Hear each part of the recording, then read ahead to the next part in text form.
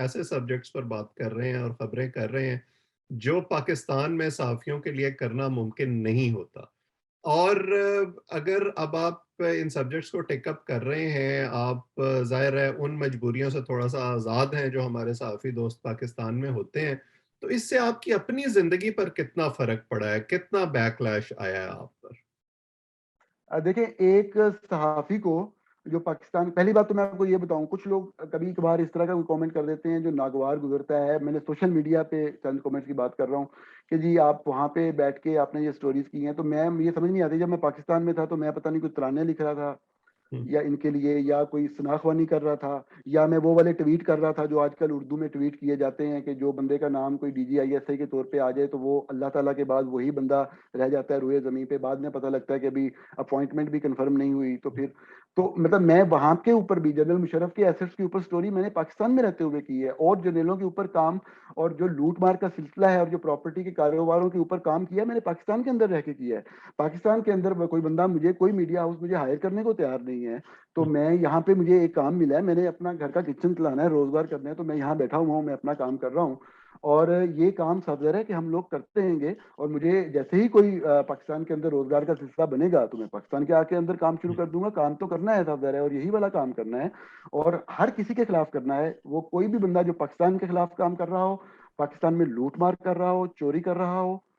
اس کو لازمی طور پہ سامنے لانا ہے، ہر صورت میں سامنے لانا ہے. سوری، آپ نے ایگزیکٹلی سوال کیا کیا کس حوالے سے کہ کیا چیز کی جا رہی ہے؟ کہا تھا کہ یہ کام کرنے کی وجہ سے کتنا بیک لیش آپ پر آیا ہے ابھی تک. ہم میں نے نے پاکستان میں تو دیکھا تھا ایک دفعہ آپ کو زودو کوپ بھی کیا گیا، اور وہ لڑکی کے بھائی خیر ابھی تک برآمد نہیں ہوئے جنہوں نے یہ کارروائی کی تھی. تو آج کل جو آپ کام کر رہے ہیں، کیا اس پریشر میں کچھ اضافہ ہوا ہے؟ جی میں آپ کو بتا دیتا ہوں کہ دیکھیں، جب آپ کی تصویر چلائی جائے پاکستان کے ٹاپ کے میڈیا چینلز کے اوپر سارا سارا دن کہ جی یہ را کے ایجنٹ، را سے تعلق ثابت ہو گیا، صرف اس لیے کہ آپ کے ایک بندے کی کرپشن پکڑی گئی ہے تو آپ نے وہ کیا، تو اس کے بعد فیملی کیا فیس کر سکتی ہے، کس طرح کے سوالوں کا سامنا ہو سکتا ہے، اور کس طرح سے ان کو چھپنا پڑتا ہے،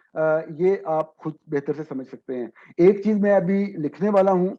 دراصل بہت زیادہ بوجھ میں اضافہ ہوا پچھلے چند دنوں میں کام میں، تو میں کچھ چیزیں ٹائم پہ مکمل نہیں کر سکا جو بہت جلد مکمل کر رہے ہیں. انہی میں سے ایک چیز جو میں لکھوں گا، لیکن آپ نے بات کی تو میں بتا دیتا ہوں کہ آپ کو پتا ہو کہ کس طرح سے یہ معاملات ہوتے ہیں. صرف چند دن پہلے جب میں اسی فائنل سٹوری، دو سٹوری پہ کام کر رہے تھے، ایک سامنے آ گئی ہے، ایک آ رہی ہے،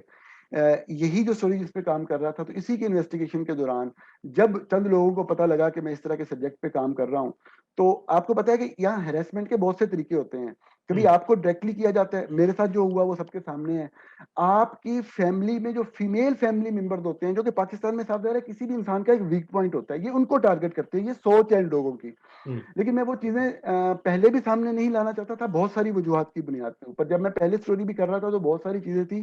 جو سامنے لائی جا سکتی تھی. تو مجھے میرے جو ایڈیٹر تھے یہاں پہ انہوں نے کہا کہ نونی you have a good story,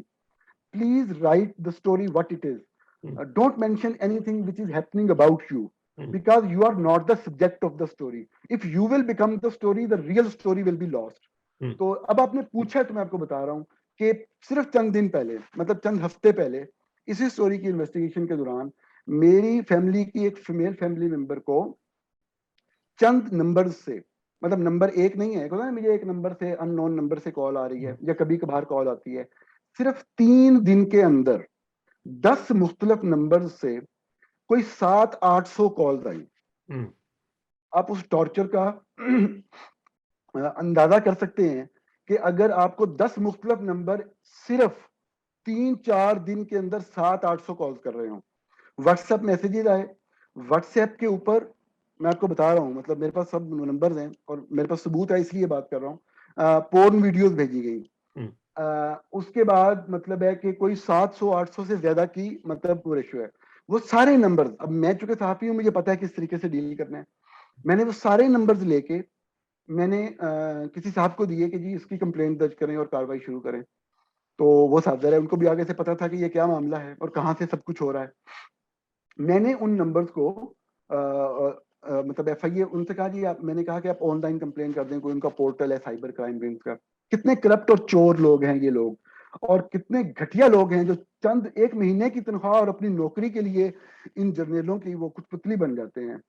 کہ ایف آئی اے کے اندر ہم نے جب وہ کی تو انہوں نے کہا جی جو وہ ہے بندہ وہ اس کو خود آنا پڑے گا،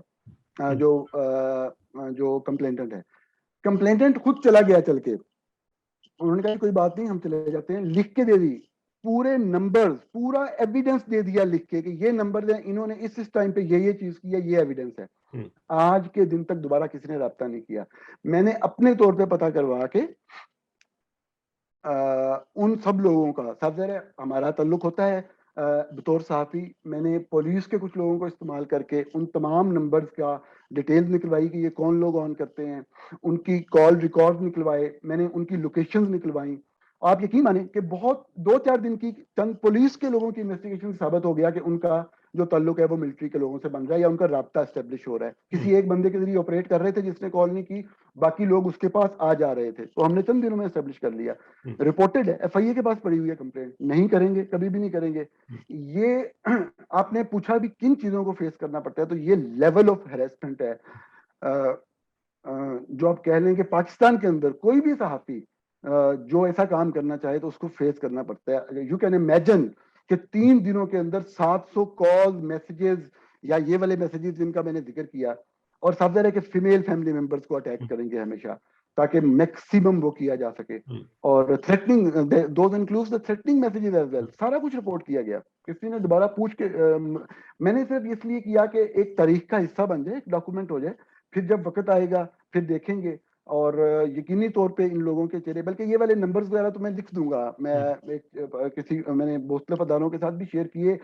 اور میں کسی کے ذریعے یہ سارے جاری کرواؤں گا تاکہ پاکستانی لوگوں کو بھی پتا ہو، کیونکہ ہمیں ان کی آنرشپ اور لوگ جنہوں نے استعمال کیا، ان کے ایڈریسز، ان کے فیملی ممبرس کون کون سے ہیں، کس کے لیے استعمال ہوئے، وہ سارا پتہ ہے۔ میں ویسے اپنے آپ کو ایک سٹوری بنانا نہیں چاہتا، لیکن پھر بھی صرف ریکارڈ پہ لانے کے لیے کسی جگہ پہ ہم یہ لکھ دیں گے تاکہ تاریخ کا یہ حصہ رہے، ضروری ہے۔ اور ان لوگوں کا اصل چہرہ جو ہے وہ پاکستان بھی دیکھ سکے، پاکستانی بھی دیکھ سکے، اور باقی دنیا بھی دیکھ سکے کہ کس طرح سے اپنی اللیجیٹیمیٹ رجیم، اپنے صرف کاروباروں کو بچانے، اپنے وہ پیسہ جو وہ لوٹ مار کرتے ہیں پاکستان سے، اس کو بچانے کے لیے اگر کوئی بندہ اس کے اوپر، اس کرپشن کے اوپر کام کرتا ہے تو اس کو کس طرح سے صورتحال کو فیس کرنا پڑتا ہے، یا اس کی فیملی کو کن چیزوں سے جانا پڑتا ہے۔